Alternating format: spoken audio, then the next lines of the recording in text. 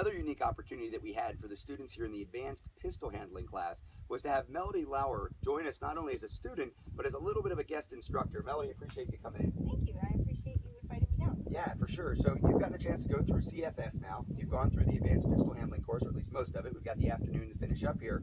But one of the things we do is a lot of one-handed shooting and one-handed manipulations in the advanced pistol handling course. And you've kind of become famous in the internet, international video, TV, radio, all over the place for something specific you do in terms of an applied skill set for one-handed shooting. Talk about that a little bit.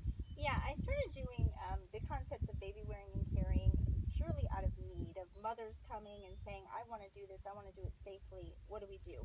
The class started out as basically just a holster safety, safe carry kind of a class. And now we're trying to kind of develop more along the lines of the shooting skills, similar to what we're doing here in advanced physical handling. Obviously, if you have a child in your hands, most of those skills are going to be one-handed. Even if you are controlling an older child with your hand or something like that, obviously that makes all of your pistol handling one-handed. So I think a lot of the skills that you learn in something like advanced pistol handling, whether it be the shooting or the reloading and all those manipulations, one-handed really apply to someone who is interested in that. What do I do if I need to go to the gun and I have to control a family member? Yeah, you know, we talk about one-handed shooting just for injuries or for, pushing somebody out of the way, that kind of stuff. We've certainly talked about defense of others. We have a DVD through Personal Defense Network on shooting and defense of others, usually thinking about saving that person over there who's under attack or pushing somebody behind you. When we talk about small children that we're actually carrying, or you even teach a couple techniques for setting down an infant that would be injured by being dropped, or kind of quickly and efficiently getting an older child down that's not going to be injured, and then moving away from the baby, kind of drawing fire away from the baby, getting the baby to cover, doing all the things that we would think we would have to do, but getting the chance to actually practice today was cool. So we actually had you take center stage there and run some of us through those drills. It's about the size of a 1-year-old, little floppier. So if you got baby in your arms and you need to go to firearms, obviously you have to get access to your firearm.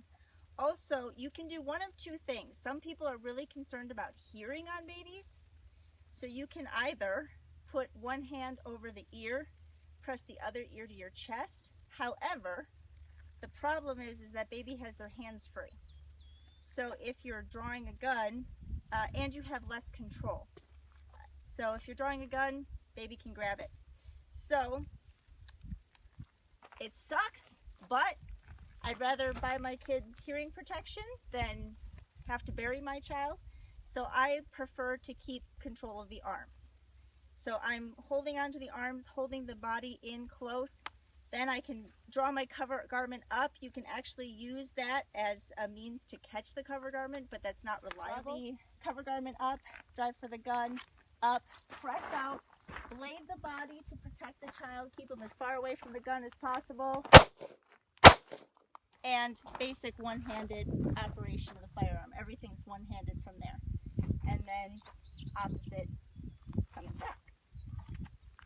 The other thing too is regarding safety of the child. Obviously, if you're in a gunfight and bullets are incoming, you don't necessarily want that baby in that fight. So top priority is actually getting the child out of the fight.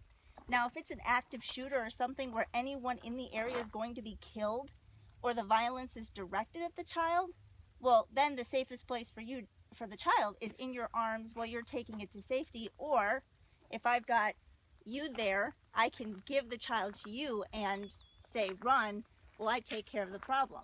But if the violence is directed at me and I don't have to worry so much about the child, the safest thing to do might actually be to distance myself from baby. So there's an attack or violence directed at me. Depending on the age of the child, if the baby's a newborn, then I have to be very careful. I can't just let the baby go and hit the ground, because that could be very damaging to the child. But if it's an older child, 2 or 3, I might be able to let the child go, sidestep, draw, and take care of business there. But if it's a baby who we don't want to drop on the ground for obvious reasons, I might be able to kind of do a low lunge. Oop, in front of my magazine. Low lunge, lay him on the ground, And then do a response. Go. Up. Move to cover. And that sand baby, as you call it, really does change everything. Just, I mean, it's like juggling with the limbs and the heads moving around. And as most people probably know, I've got a new daughter on the way 2 weeks from now. So it was great to be able to practice those skills. I really appreciate you joining us. Yeah, well, and it's great when you have that. That's why some people advocate like a sack of potatoes or something like Vega kitty litter. You don't get the arms. The limbs, yeah, it changes everything. And you don't get the floppy head that you get. And, you know, I can't take full credit. Dan Sternshire out in Ohio, Kathy Jackson, even Greg Ellifritz has kind of given me some great tips on kind of working these angles and stuff. But yeah, if you want to work this kind of stuff on the range, get yourself a dummy baby like that actually has limbs. A substitute would be that sack of potatoes, and so at least you get the weight. We did kettlebells. Kettlebells, right? Yeah, so the weight does help, because even that does change the mechanics of things. But I think it was great practice for everyone. Yeah, I really appreciate it. Now, if you can't get to one of these classes with me or any of the other Personal Defense Network Training Tour contributors, and there's 10 of them teaching all around the country for another 2 months, definitely check out personaldefensenetwork.com. We've got all kinds of information, including the information for one-handed shooting and shooting in defense of others. And you can take a look at this video, combine it with some of the other tips that you see at personaldefensenetwork.com, and figure out how you might go about protecting that small child or that infant that you're carrying around while you're armed. Melody, appreciate the work you do. Thanks for coming to class. Thank you for watching the Personal Defense Network Training Tour update. Be sure to keep an eye on personaldefensenetwork.com, sign up for our free newsletter, or become a premium member and learn even more from the exclusive material available to that group.